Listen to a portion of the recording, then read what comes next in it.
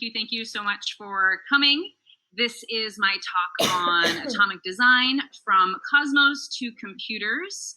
I'm super honored to be able to have this space to talk about and geek out actually on stars and society. So a little bit about me. I grew up in the prairies of Canada on a farm with no animals. Now I kind of lied, and we did actually have 3 horses, but no one rode them. We just fed them. I went on many solo adventures as I was able to roam free until the sun went down, and I have never stopped roaming. I love to travel and experience everything another culture has to offer, but sometimes planning is actually the best part. So I love organizing information and enjoy breaking down complex ideas into digestible and understandable concepts for users or for friends or for fellow travelers. Just like when you settle in on a city, you finally pick that city to visit and you break it all down into accommodations and eating and shopping and sightseeing. It all sounds so much more accomplishable when it's in smaller parts. So I thought, when I was a kid, actually, I thought a lot about family trees. And it was amazing to think about all the people that had to meet in order for me or in order for you to be exactly where you are right now. But I wasn't always focused on what was going on the above ground tree system. I was actually daunted by what would be the below ground system there. If I was to have kids and they meet people, the exact same phenomenon would lead to millions of people's existence because of me. It's not always what influenced you, but it's also what you are influencing. So I've structured this talk in a similar way. Make sure that this goes on. It doesn't actually, let me see. Okay. Oh. There we go. All right. So I've structured this talk in a similar way. And I'll begin by talking about the universe from smallest to largest. And then when I finish up with the atomic design theory, we'll move into the larger design space and society and the future of design. So the structure of the universe is made up of voids and filaments. And these can be broken down into superclusters, clusters, galaxy groups, and subsequently, I can never say that one, into galaxies itself. At the relatively smaller scale, we know that galaxies are made up of stars and their constituents, and our own solar system being one of them. So just to geek out a little bit more on space, the largest single structure to be identified is the Sloan Great Wall. It's a vast sheet of galaxies that span the length of 500 million light years and the width of 200 million light years and a thickness of 15 million light years. Those superclusters are among the largest structures ever to be discovered in the universe. And clusters then are bunches of 50 to 1,000 galaxies. So we can see this starting off on that slide from the bottom left and actually reading towards the right and then going to the middle. So it actually starts off with Earth and it gets bigger, but I'm talking about it from the big to the small. So clusters are bunches of 50 to 1,000 galaxies, and then galaxy groups are smaller, usually made up of approximately 50 or a little less galaxies. And in fact, our Milky Way is one of the galaxies that makes up only, the Milky Way is actually a member made up of only a little over 40 galaxies. So we can break this down even further in that within our own galaxy, we have our closest stars, we have the outer solar system, we have the inner solar system, and then of course here us is Earth. So if we go down into the world of the very small, we know that molecules can be chopped down into atoms, atoms then into protons, electrons, and neutrons. And then the protons and neutrons are broken down into quarks and so on. We actually haven't really discovered what is smaller than a quark, hence the question marks there at the bottom. But this brings us into atomic design theory. So atomic design theory is the idea that design should be built from basic elements that are combined to make the structure of a product or a site, just as the atomic elements combine to form molecules, which combine to further form organisms. Atoms are the basic building blocks of all matter. And yes, just like I mentioned, there are protons and ions and etc., but atoms are the smallest functional unit. So molecules are a group of atoms that take on unique properties, and then these groups may or may not be combined, maybe a combination of different atoms or alike atoms.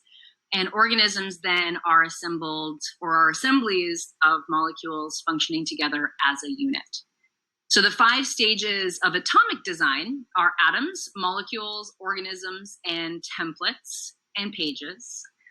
Each of these stages plays a vital role in the hierarchy of design systems.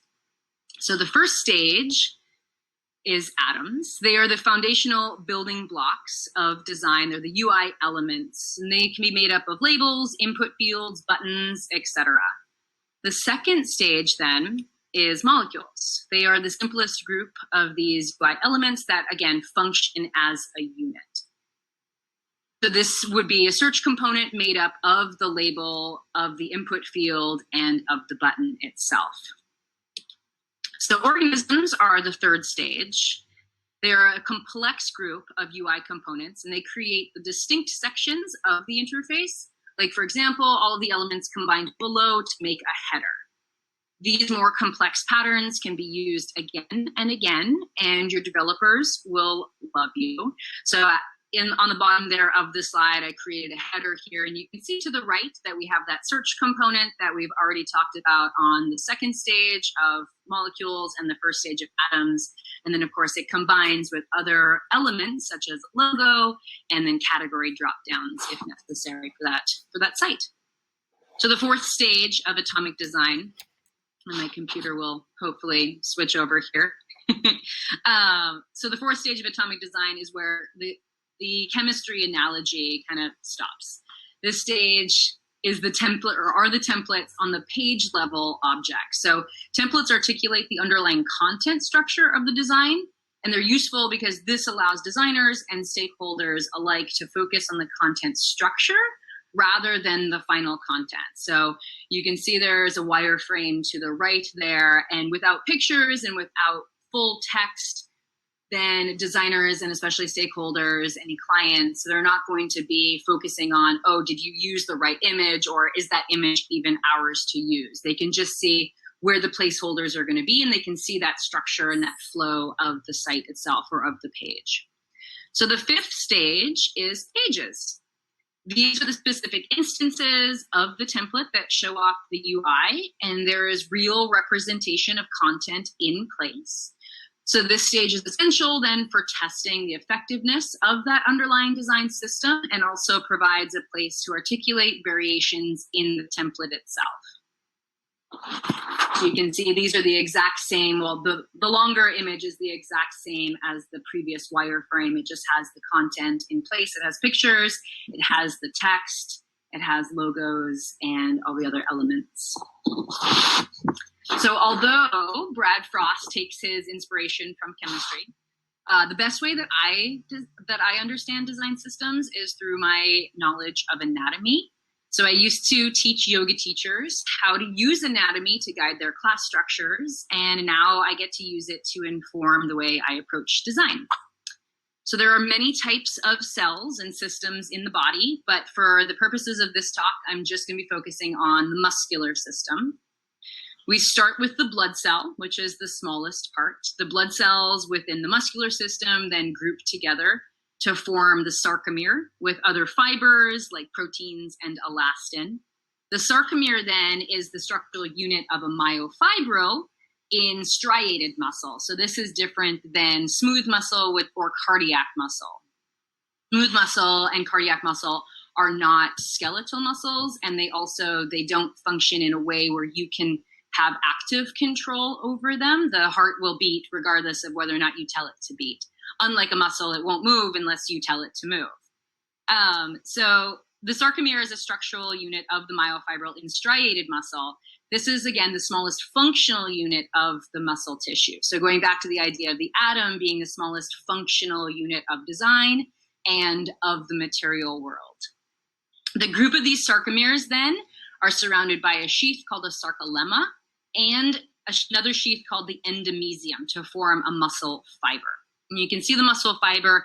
It's not that tiny one at the very, very tip of this diagram, but it's actually just the second level there.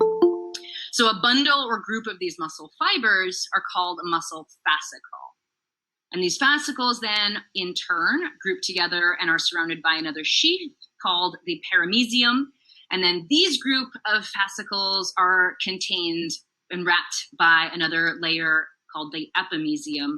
And this forms the belly of the muscle itself.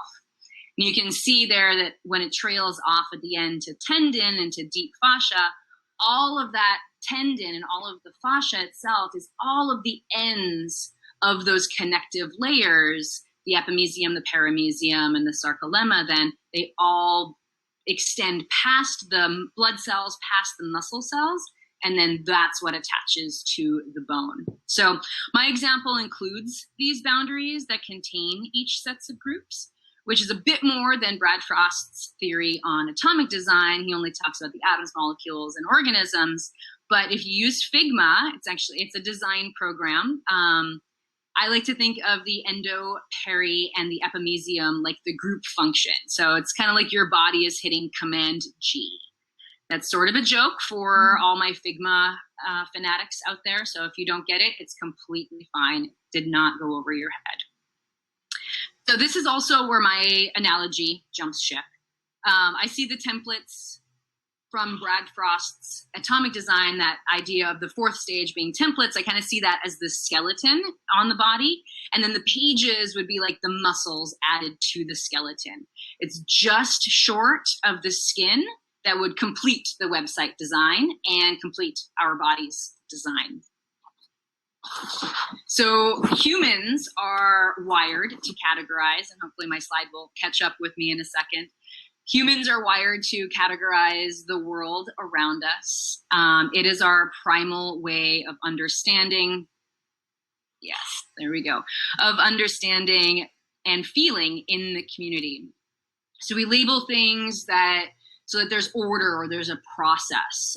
But those categories also can get us into trouble when we're too strict itself with the organization. Brad Frost, he may break things down, he may add labels, but beware that design is not a straight path. As you can see in my lovely pencil drawing there, beware of the loopy path. Stage one doesn't neatly follow each step until the end. Atomic design is not a linear path, it's not a rule book, it's not even a map to great design. It's a mental model for designers, for developers to concurrently then create the final UIs, the UI elements, and their underlying systems. So we've been taught in schools to analyze and hone our rational ability so that we can trace direct paths from cause to effect. We have the skills to look at things in small, understandable pieces and to solve problems by controlling our surrounding world. But we've failed to understand that we have been surrounded by complex systems from day one, right? Think of that family tree, think of the tree itself and all of the pieces that go together to make that ecosystem of the tree work. And we have an inherent and practical understanding then of how systems work. So by understanding the hierarchical structure of things, we're able to gain a clearer visualization of the roles each individual component plays and how they fit into the larger system. So there might be a delay here in the slide again, but ever since the Industrial Revolution, Western society has benefited from science, from logic, from reductionism. René Descartes is thought to be the father of reductionism, and he petitioned the church to release bodies for dissection. Our modern model of the medical practice revolves around this reductionism. So back when René Descartes petitioned the church, he went there. There was obviously lots of people dying from things that they didn't understand because they weren't able to dissect bodies. They weren't able to study bodies. They weren't able to study death either. It was relegated to the religious society, to the religious sphere of community. So he petitioned the church to release the bodies by saying, hey, you know, the church, you have the soul. You can have that forever. but we just need the bodies. And he reduced the body, and they separated the body from then the soul or from the mind. Our medical system is based on the reductionism of Rene Descartes, and the creation of the assembly line actually led to uniformity, reliability, and efficiency. So the Industrial Revolution saw a massive increase in manufacturing.